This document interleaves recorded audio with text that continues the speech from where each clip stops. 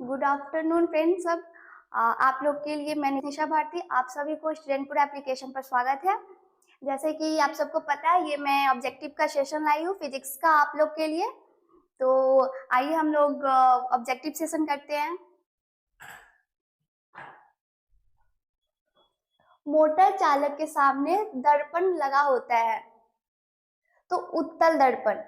Motor चालक के सामने जो दर्पण लगा हुआ रहता है वो उत्तल दर्पण होता है। उत्तल दर्पण का हम लोग उपयोग ना छोटे वस्तु देखने के लिए करते हैं।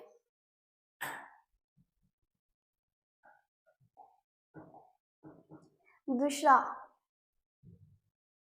गोलीय दर्पण के परावर्तन पृष्ठ की वृत्ताकार सीमा के रेखा का व्यास कहलाता है, वक्रता त्रिज्या कहलाता है।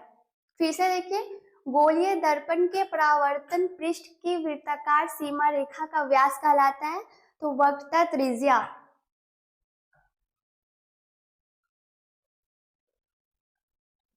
तीसरा, प्रकाश तरंग उदाहरण है विद्युत चुंबकीय तरंग का। जो प्रकाश तरंग जो है वो चुंबकीय तरंग का है। 4 नंबर पे आते हैं। सोलर कुकर में किस दर्पण का व्यवहार किया जाता है? तो समतल दर्पण का उपयोग किया जाता है।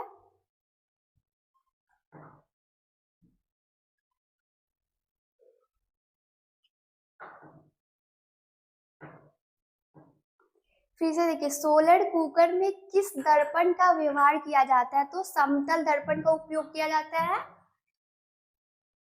दैनिक जीवन में अधिकतर हम लोग समतल दर्पण का ही उपयोग करते हैं। फिफ्थ क्वेश्चन, संयुग्मी फोकस केवल संभव है तो अवतल दर्पण में। अवतल दर्पण का उपयोग हम लोग किसी भी बड़ा वस्तु को देखने के लिए करते हैं।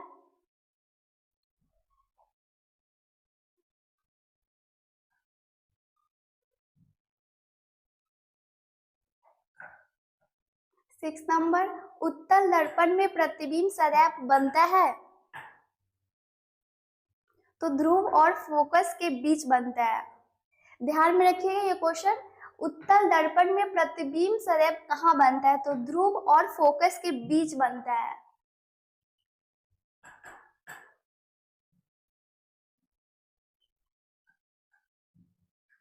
सेवन नंबर क्वेश्चन, किस दर्पण का मध्य बिंदु कहलाता है?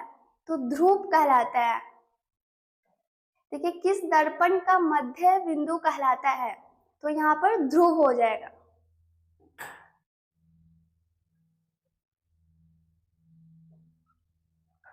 यहाँ देखिए, गाड़ियों के अग्रदीपों में किस दर्पण का उपयोग होता है? तो यहाँ पे अवतल दर्पण का उपयोग होता है। ये क्वेश्चन बहुत इजी है। और 9 नंबर, दर्पण के प्रयोग में सभी दूरियां मापी जाती है तो दर्पण के ध्रुवों से। ठीक है, दर्पण के प्रयोग में दूरियां मापी जाती है तो दर्पण के ध्रुव से मापी जाती है। समतल दर्पण का रेखीय आवर्धन होता है तो m=1 होता है।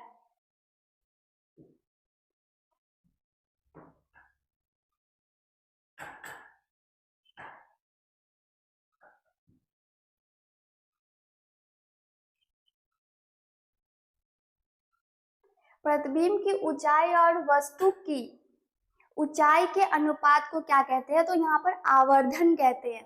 प्रतिबिंब की ऊंचाई और वस्तु की ऊंचाई के अनुपात को यहाँ पर आवर्धन कहते हैं।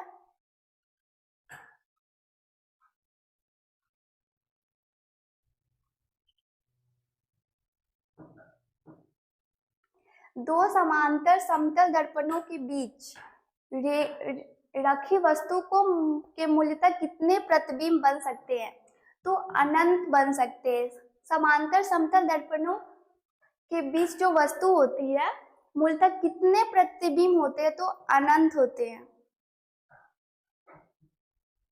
30 नंबर, नई कार्तेजी परिपाटी के अनुसार दर्पण के सामने रखे गए बिंब दूरी ली जाती है तो ऋणात्मक ली जाती है।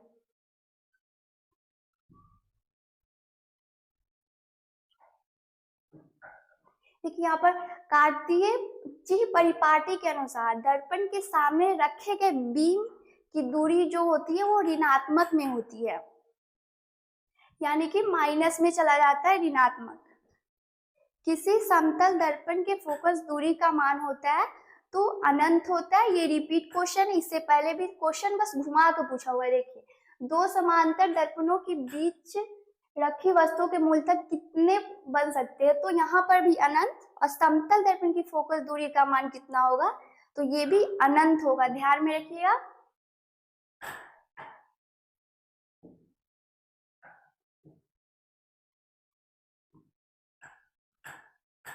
निम्न में से किस दर्पण की फोकस दूरी धनात्मक होती है, तो उत्तल दर्पण की फोकस दूरी जो होती है वो धनात्मक होती है। देखिए, फोकस दूरी धनात्मक किसकी होती है, तो उत्तल दर्पण की फोकस दूरी धनात्मक होती है।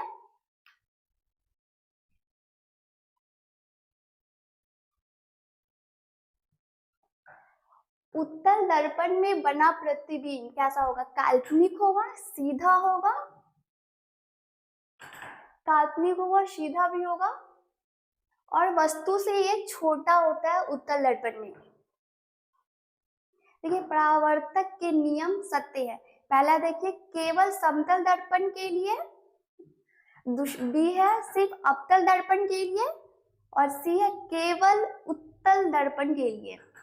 तो इसका जो आंसर होगा, सभी सतह के लिए उपयोग करते हैं। ये देखिए, सभी परावर्तक सतह के लिए, ये तीनों करेक्ट है, इसलिए डी आंसर होगा।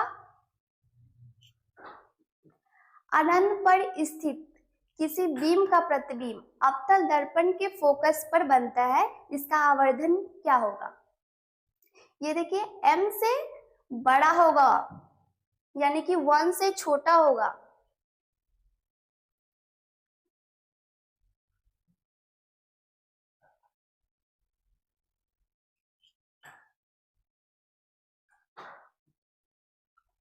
किस दर्पण में वास्तविक और काल्पनिक दोनों प्रतिबिंब बनाता है, तो अवतल दर्पण में। यहाँ पर मिसटाइप हो गया हुआ है, रॉन्ग, वास्तविक होगा यहाँ पे। वास्तविक और काल्पनिक प्रतिबिंब दोनों बनाता है, तो अवतल दर्पण।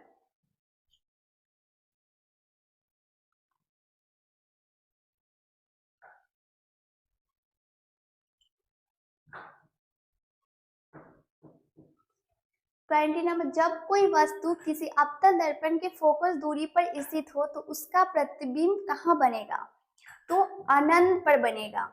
समतल दर्पण का भी अगर पूछेगा तो अनंत पे, और अवतल दर्पण की फोकस दूरी भी कहाँ होगी, तो अनंत पे। काल्पनिक प्रतिबिंब होता है, तो काल्पनिक हमेशा सीधा प्रतिबिंब ही बनाता है। ध्यान में रखिएगा, काल्पनिक प्रतिबिंब कहाँ बनाता, काल्पनिक प्रतिबिंब होता है तो हमेशा सीधा काल्पनिक प्रतिबिंब होता है।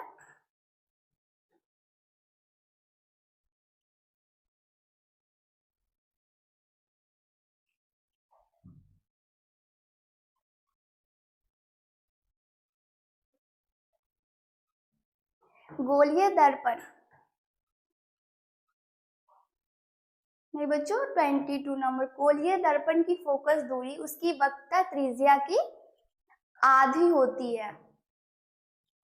तीन गुनी होती है, चौथाई होती, आधी होती है। तो ये भी आंसर सही है और ये भी सही है। देखिए यहाँ पर गोलीय दर्पण की फोकस दूरी उसकी वक्रता त्रिज्या की आधी होती है, यानी कि फोकस दूरी इक्वल टू r/2। ये देखिए, वक्रता त्रिज्या की आधी होती है, और अगर वक्रता त्रिज्या पूछे तो फोकस दूरी की दुगुनी होती है। 21 नंबर, गोलीय दर्पण जिसका दृश्य क्षेत्र बहुत विस्तृत होता है, तो उत्तल दर्पण। देखिए, दृश्य क्षेत्र बहुत विस्तृत होता है, यानी कि उत्तल दर्पण।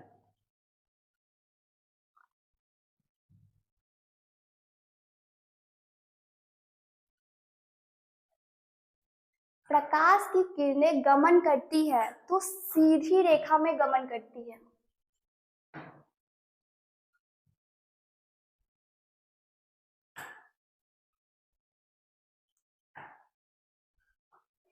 प्रकाश की किरणें गमन करती है सीधी रेखा में, और प्रकाश जो होती है वो अनुप्रस्थ तरंगे होती है।